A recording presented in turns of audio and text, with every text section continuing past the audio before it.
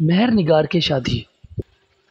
عمروں نے اپنے خیمے میں پہنچ کر زنبیل سے اقلیموں کو نکالا، پھر تمام کتابوں اور دوائیوں کے مرتبان اسی طرح سجا دیے جس طرح اقلیموں کے مکان میں سجے ہوئے تھے۔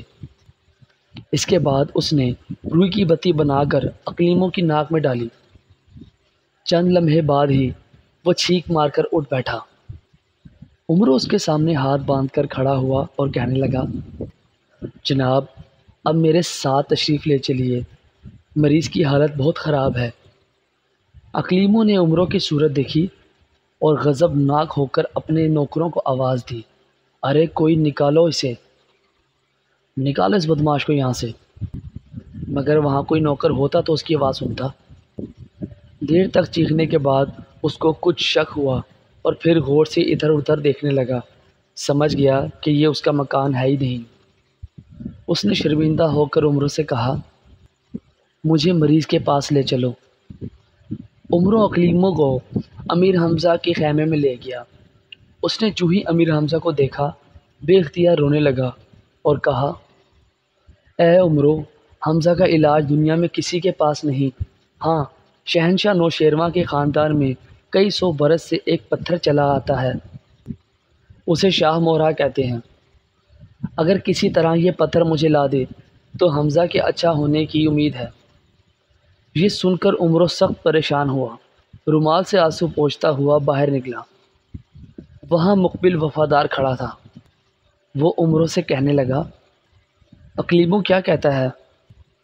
کیا بتاؤں بھائی مقبل، اتنی مصیبت سے اس طبیب کو جزیرہ ناردن سے لایا، لیکن وہ کہتا ہے کہ جب تک مدائن سے شاہ مہرہ نہ آئے گا زہر نہ اترے گا۔ اب میں مدائن کو جاتا ہوں، دعا کرو وہ مہرہ مل جائے۔ جاؤ، خدا حافظ، لیکن ٹھہرو، مدائن شہر کے دروازے کے پاس ایک بڑھیا رہتی ہے، اسے میرا سلام کہہ دینا، مقبل نے کہا۔ یہ سن کر عمرو کے تن بدن میں آگ لگ گئی۔ قریب آ کر 3 تماچے مقبل کے منہ پر مارے اور کہا، یہاں جان پر بنی ہے اور تجھے مذاق سوچ رہا ہے؟ اس وقت مقبل کو حضور جمہر کی نصیحت یاد آئی کہ جب تک عمرو کے ہاتھ سے 3 تماچے نہ کھا لینا، اس وقت تک اسے شاہ مہرے کے بارے میں کچھ نہ بتانا۔ 3 تماچے کھا لینے کے بعد وہ ہنسا اور کہنے لگا، تو مدائن کس لیے جاتا ہے؟ شاہ مہرہ تو یہی موجود ہے۔ پھر تو نے مذاق کیا، عمرو نے دوبارہ گھوسا تانا۔ میں سچ کہتا ہوں، حضور جمہر نے میرے سامنے امیر حمزہ کے سینے میں رکھا تھا۔ عمرو نے جھٹ مقبل کو گلے سے لگا لیا اور اقلیموں کے پاس پہنچا۔ وہ اسے دیکھ کر بولا، تم ابھی یہی ہو؟ میں سمجھا تھا کہ شاہ مہرہ لینے مدائن چلے گئے ہوگے۔ مہرہ تو امیر حمزہ کے سینے میں رکھا ہے، عمرو نے جواب دیا۔ اقلیموں نے حیرت سے عمرو کی جانب دیکھا، پھر امیر حمزہ کے جسم کا معائنہ کیا۔ دیکھا کہ سارا بدن کالا پڑ چکا ہے، لیکن سینے کا وہ حصہ جس میں شاہ مہرہ چھپایا گیا تھا اپنی اصل رنگت پر ہے۔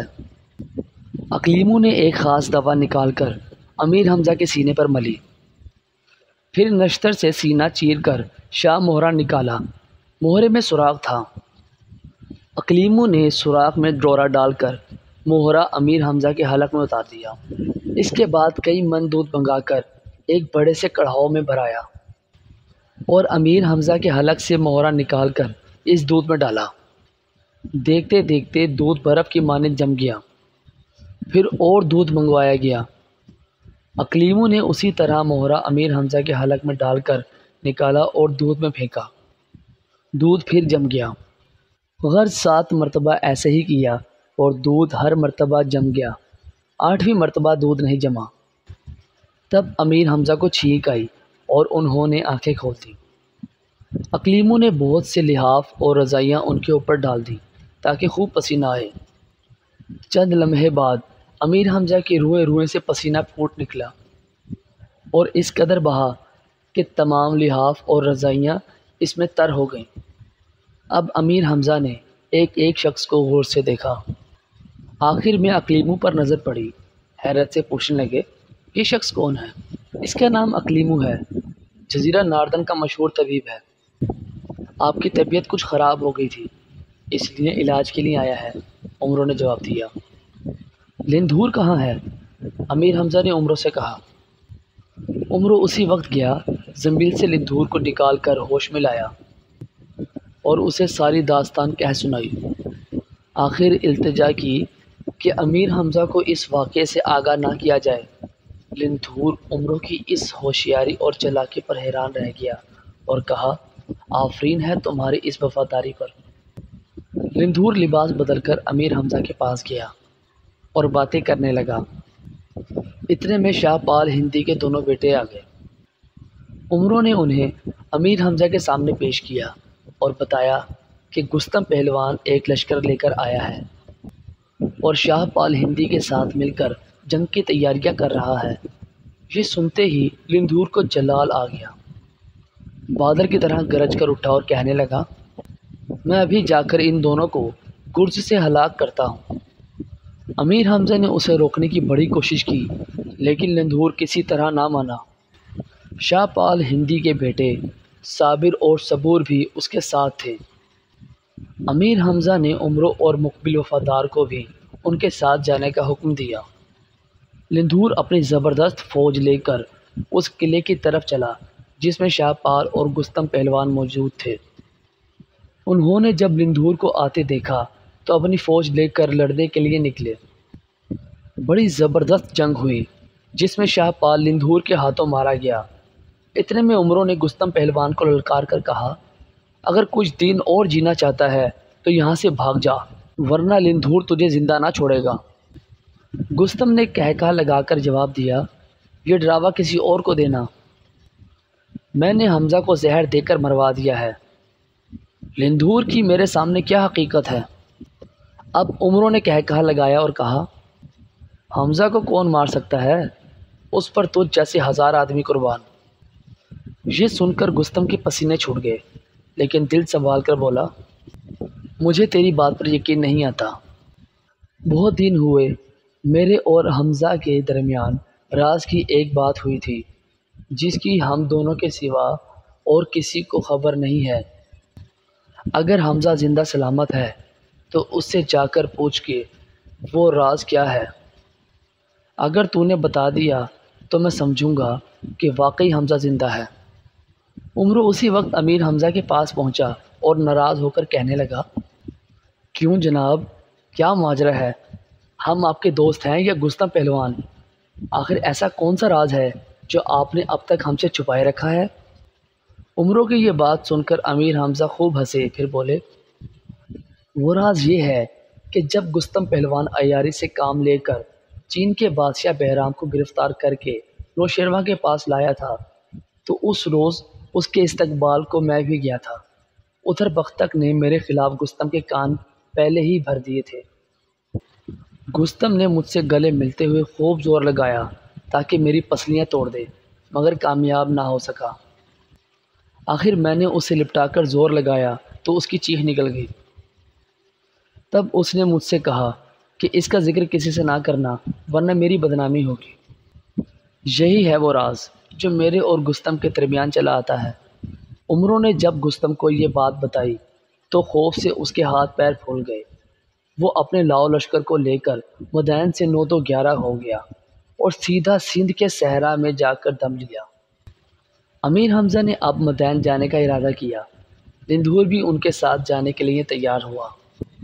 اس نے اپنے چھوٹے بھائی چینی پور کو سلطنت کی باغ دوڑ سونپی۔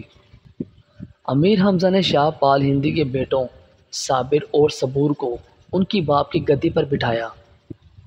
طبیب اقلیموں کو امیر حمزہ سے کچھ ایسی محبت ہوئی کہ اس نے اپنے وطن جانے سے انکار کر دیا اور کہنے لگا کہ میں ہمیشہ امیر کے ساتھ رہوں گا۔ آخر ایک روز یہ قافلہ خشکی کے راستے ایران روانہ ہو گیا۔ گستم پہلوان دم دبا کر بھاگ تو گیا لیکن حسد کی آگ ابھی تک اس کے دل میں جل رہی تھی۔ وہ امیر حمزہ کو کسی صورت نیچا دکھانے کے لیے بے چین تھا۔ آخر سوچ سوچ کر ایک تدبیر پر عمل کرنے لگا۔ ارادہ کیا، اس کے لشکر میں 2 آدمی ایسے تھے جن کی شکلیں اور حلیے امیر حمزہ اور لندھور سے ملتے جلتے تھے۔ گستم نے ان دونوں کو ہلاک کر کے ان کے سر کاٹ لیے۔ پھر نوشیروان کے نام ایک خط لکھ کر یہ دونوں سر مدین بھجوا دیے۔ خط میں اس نے لکھا، جہاں پناہ امیر حمزہ کو لندھور نے میدان جنگ میں مار ڈالا اور اس کا سر کاٹ کر اپنے قلعے کے دروازے پر لٹکا دیا۔ میں نے لندھور پر حملہ کیا، نہایت خون ریز لڑائی ہوئی جس میں لندھور کے فوج کے بے شمار سپاہی مارے گئے۔ آخر 3 دن کی جنگ کے بعد میں نے لندھور کو مار ڈالا اور اس کا سر کاٹ لیا۔ اب یہ دونوں سر حضور کی خدمت میں بھیج رہا ہوں۔ گستم نے یہ خط نوشیروان کو بھیجا اور دوسرا خط بختک کے نام لکھا کہ میں نے نوشیروان کے پاس امیر حمزہ اور لندھور کے کٹے ہوئے جو سر بھیجے ہیں وہ نقلی ہیں۔ سچ بات یہ ہے کہ امیر حمزہ نے لندھور کو دوست بنا لیا ہے اور لندھور اب دن رات امیر حمزہ ہی کا کلمہ پڑھتا ہے۔ تم نوشیروان کو سکھا پڑھا کر مجبور کر دو کہ وہ شہزادی مہر نگار کی شادی کسی اور سے کر دے۔ مجھے یقین ہے کہ امیر حمزہ جب یہ خبر سنے گا کہ شہزادی کی شادی کسی اور سے ہو گئی ہے تو وہ اس غم میں اپنے آپ کو ہلاک کر لے گا۔ گستم کا قاصد جب دونوں سر اور خط لے کر نوشیروان کی خدمت میں پہنچا تو لندھور کا سر دیکھ کر بادشاہ خوش ہوا اور امیر حمزہ کا سر دیکھ کر غمگین۔ اس کی خواہش یہ نہ تھی کہ امیر حمزہ یوں مارے جائیں۔ نوشیروان نے اسی وقت بزرگ جمہر کو بلایا اور یہ دونوں سر اور گستم کا خط دکھایا۔ بزرگ جمہر بڑا عقلمند آدمی تھا۔ ایک نظر ان سروں کو دیکھتے ہی سمجھ گیا کہ گستم نے نوشیروان کو دھوکہ دیا ہے، لیکن اس نے نوشیروان سے کچھ کہنا مناسب نہ سمجھا۔ ادھر دوسرا قاصد جب گستم کا خط لے کر بختک کے پاس پہنچا تو وہ بہت خوش ہوا۔ امیر حمزہ کو شکست دینے کی ایسی تدبیر تو خود اس کے دماغ میں بھی نہ آئی تھی۔ اگلے ہی روز نوشیروان کو تنہا پا کر کہنے لگا، جہاں پناہ یہ اچھا ہوا کہ امیر حمزہ ہندوستان میں مارا گیا۔ مہر نگار سے اس کی شادی کسی طرح بھی مناسب نہ تھی۔ ہماری قوم اسے کبھی پسند نہ کرتی۔ اب آپ نے مہر نگار کے بارے میں کیا فیصلہ کیا؟ ہم چاہتے ہیں کہ جلد از جلد شہزادی کی شادی کسی عالی خاندان شہزادے سے کر دی جائے۔ نوشیروان نے جواب دیا، حضور کا یہ ارادہ بڑا مبارک ہے۔ بختک نے کہا، اس وقت شہنشاہ کیاکوس کی نسل میں ایک شہزادہ ہے جو مہر نگار کا دولہا بن سکتا ہے۔ اس کا نام اولاد ہے اور وہ شاہ مرزبان کا بیٹا ہے۔ یہ سن کر نوشیروان خوش ہوا کہ کوس ایران کا ایک عظیم بادشاہ گزرا ہے۔ اس کی نسل کے کسی شہزادے سے شہزادی مہر نگار کی شادی ہونا بہت اچھی بات تھی۔ نوشیروان نے بختک کو اجازت دے دی کہ شہزادہ اولاد کو میدان بلایا جائے تاکہ شہزادی مہر نگار کی شادی اس سے کر دی جائے۔ بختک اپنی اس تجویز کی کامیابی پر پھولا نہ سمایا۔ اسی وقت شہزادہ اولاد کو خط لکھا کہ فوراً مدین پہنچو۔ میں نے نوشیروان کو اس بات پر راضی کر لیا ہے کہ تمہاری شادی مہر نگار سے کر دی جائے۔ شہزادہ اولاد کے وہم و گمان میں بھی نہ تھا کہ ایسی بات ہو سکتی ہے، کیونکہ اس کے خاندان میں اب بادشاہت باقی نہ رہی تھی اور وہ مدین سے بہت دور ایک غیر آباد صوبے میں پڑا ہوا تھا۔ وہ بختک کا خط ملتے ہی اپنے چند دوستوں کو لے کر مدین آ پہنچا۔ نوشیروان نے اس کی بڑی آؤ بھگت کی اور اپنے محلوں میں ٹھہرایا۔ اگلے روز اس نے عام اعلان کرا دیا کہ امیر حمزہ ہندوستان میں لندھور کے ہاتھ سے مارے گئے ہیں، اس لیے اب مہر نگار کی شادی شہزادہ اولاد مرزبان سے ہوگی۔ مدین کے لوگوں نے جب یہ اعلان سنا تو ان کے رنج اور غصے کی انتہا نہ رہی۔ امیر حمزہ کے اچھے اخلاق اور بہادری نے مدین والوں کے دل جیت لیے تھے۔ ان کے مارے جانے کی خبر سنتے ہی لوگ دہاڑے مار مار کر رونے اور سروں پر خاک ڈالنے لگے۔ ادھر یہ خبر شہزادی مہر نگار کے محل میں بھی پہنچی۔ شہزادی نے رو رو کر اپنا برا حال کر لیا۔ کنیزوں اور لونڈیوں نے اس بات کی اطلاع ملکہ مہر انگیز کو دی۔ ملکہ نے خواجہ بزرگ جمہر کو بلایا اور ان سے سب حال کہا۔ وہ کہنے لگے، اچھا میں خود شہزادی کے پاس جا کر اسے سمجھاتا ہوں۔ خواجہ بزرگ جمہر جب شہزادی کے پاس گئے تو دیکھا کہ صدمے سے اس کا برا حال ہے۔ بزرگ جمہر نے شہزادی کے سر پر شفقت سے ہاتھ پھیرا اور چپکے چپکے اس کو اصل قصہ سنایا اور کہا کہ فکر نہ کرو، یہ سب دشمنوں کی شرارت ہے۔ امیر حمزہ کو گستم پہلوان نے مکاری سے زہر دیا تھا، لیکن وہ شاہ موریہ کی وجہ سے محفوظ رہے۔ خدا نے چاہا تو آج سے 40 دن بعد وہ ایران واپس آ جائیں گے۔ اب تم رونا دھونا ختم کر کے بادشاہ سے کہو کہ 40 دن ٹھہر جائے، اس کے بعد آپ کو اختیار ہے، جس سے چاہے میری شادی کر دیں۔ شہزادی نے فوراً ہی نوشیروان کے پاس پیغام بھیجا کہ مجھے شہزادہ اولاد مرزبان سے شادی کرنے میں کوئی اعتراض نہیں ہے، لیکن 40 دن کے بعد یہ شادی ہو تو مناسب ہے۔ نوشیروان نے شہزادی کی یہ بات منظور کر لی۔ بختک کو جب یہ خبر ملی تو اس نے دل میں کہا غضب ہو گیا، یہ شادی 40 دن پر ٹل گئی۔ اگر اس دوران میں امیر حمزہ مدائن آ پہنچے تو میرے حق میں بہت برا ہوگا۔ کوئی تدبیر ایسی کرنی چاہیے کہ شادی تو بے شک 40 دن بعد ہو، مگر شہزادہ اولاد مرزبان کسی طرح شہزادی مہر نگار کو مدائن سے اپنے ساتھ فوراً لے جائے۔ بختک بہت دیر تک دماغ لڑاتا رہا۔ آخر ایک تدبیر ذہن میں آئی۔ اولاد مرزبان کو اپنے پاس بلایا اور کہا، شہزادے ایک راز کی بات تم سے کہتا ہوں، اسے غور سے سنو۔ امیر حمزہ کے مارے جانے کی خبر خود ہم نے اڑائی ہے، حقیقت میں وہ زندہ سلامت ہیں۔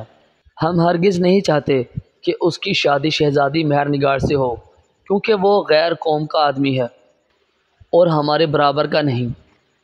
تم ہر طرح شہزادی کے لائق ہو، مگر اب اس بوڑھے بزرگ جمہر نے شہزادی کو سکھا پڑھا کر 40 دن کی مہلت لے لی ہے۔ بزرگ جمہر جانتا ہے کہ امیر حمزہ زندہ ہے اور اسے یقین ہے کہ 40 دن کے اندر اندر امیر حمزہ مدائن پہنچ جائے گا اور بادشاہ کو اپنے وعدے کے مطابق شہزادی کی شادی اس کے ساتھ کرنی پڑے گی۔ یہ سن کر شہزادہ اولاد مرزبان نے تلوار کے قبضے پر ہاتھ رکھا اور آنکھیں لال پیلی کر کے کہنے لگا، امیر حمزہ کی کیا مجال کہ شہزادی سے شادی کر سکے، میں اس کی گردن اڑا دوں گا۔ بختک نے کہا لگایا اور کہا، شہزادے ابھی تم نے امیر حمزہ کو دیکھا نہیں ہے، تبھی یہ بات منہ سے نکالنے کا حوصلہ ہوا ہے۔ سچ پوچھو تو میں بھی امیر حمزہ کی بہادری کا لوہا مانتا ہوں۔ اس سے مقابلہ کے خیال دل میں بھی نہ لانا، ورنہ تمہاری خیر نہیں۔ وہ تم جیسے 1000 آدمیوں پر اکیلا ہی بھاری ہے۔ لڑائی بھڑائی سے اس پر قابو پانا مشکل ہی نہیں، ناممکن ہے۔ ہاں، چلاکی اور عیاری سے کام لینا ہوگا۔ بختک کی زبان سے امیر حمزہ کی خوبیاں سن کر شہزادہ اولاد مرزبان کا کلیجہ بیٹھ گیا اور تلوار کے دستے پر رکھا ہوا ہاتھ خود بخود ہٹ گیا۔ خشک ہونٹوں پر زبان پھیر کر کہنے لگا، پھر آپ جلد مجھے کوئی تدبیر ایسی بتائیں کہ میں شہزادی مہر نگار سے شادی کر لوں اور امیر حمزہ سے مقابلے کرنے کی نوبت نہ آئے۔ ہاں، اب تم نے عقل سے کام لیا ہے، بختک نے مسکرا کر کہا۔ تم سیدھے نوشیروان کی خدمت میں جاؤ اور عرض کرو کہ حضور، مجھے خدشہ ہے کہ امیر حمزہ کے حمایتی شہزادی مہر نگار کی جان لینا چاہتے ہیں۔ اگر وہ زیادہ دیر مدائن میں رہی تو دشمنوں کے ہاتھوں اسے نقصان پہنچے گا، اس لیے میں چاہتا ہوں کہ آپ اسے فوراً میرے ساتھ رخصت کر دیں۔ میں وعدہ کرتا ہوں کہ 40 دن سے پہلے شہزادی سے شادی نہیں کروں گا۔ مجھے یقین ہے کہ بادشاہ تمہاری یہ درخواست قبول کر لے گا۔ غرض بختک نے شہزادہ اولاد مرزبان کو اچھی طرح پٹی پڑھا کر نوشیروان کے پاس بھیجا اور اس نے ایسی عاجزی اور مسکینی سے اپنی درخواست پیش کی کہ بادشاہ انکار نہ کر سکا۔ اسی وقت حکم دیا کہ شہزادی مہر نگار کے جہیز کا سامان تیار کیا جائے۔ فوج کے 12,000 جوان شہزادے کی حفاظت کے لیے ساتھ بھیجے گئے اور انہیں خوب سمجھا دیا گیا کہ 40 دن تک شہزادہ اولاد مرزبان کو شہزادی مہر نگار کی صورت دیکھنے کا موقع نہ ملے اور کوئی شخص شہزادی کی اجازت کے بغیر اس کے خیمے میں داخل نہ ہو۔ 40 دن گزرنے کے بعد شہزادہ اولاد کو اختیار ہو گیا کہ وہ شہزادی سے شادی کر لے۔ بادشاہ کے حکم کی دیر تھی، شہزادی مہر نگار کی رخصتی ہو گئی اور ایک عظیم لو لشکر کے ساتھ شہزادہ اولاد مرزبان اپنے صوبے کی جانب روانہ ہوا۔ شہزادے کی حفاظت کے لیے 12,000 فوجی سپاہی 24 گھنٹے ڈیوٹی پر حاضر رہتے تھے اور کسی پرندے تک کی مجال نہ تھی کہ شہزادی کے خیمے کے قریب پر بھی مارتا۔ ادھر شہزادی ایک ایک دن گنتی جاتی تھی۔ آخر 39 روز گزر گئے اور 40واں دن آیا۔ شہزادہ اولاد کا لشکر ایک خوش نما پہاڑ کے دامن میں اترا اور خیمے لگائے جانے لگے۔ شہزادے نے ادھر اپنی شادی کی خوشی میں ناچ رنگ کی محفلیں سجائیں۔ ادھر شہزادی دل میں کہتی تھی کہ آج 40واں دن ہے اور بزرگ جمہر نے کہا تھا کہ 40 دن کے اندر اندر امیر حمزہ آ جائیں گے، مگر افسوس کہ ایسا نہ ہوا۔ خیر کچھ ہو، میں شہزادہ اولاد سے ہرگز شادی نہ کروں گی۔ تو دوستو بتاؤ، کیا شہزادی کی شادی امیر حمزہ سے ہو پائے گی؟ امیر حمزہ 41ویں دن اس سے ملاقات کر پائیں گے؟ جاننے کے لیے اگلا ایپیسوڈ سنیے۔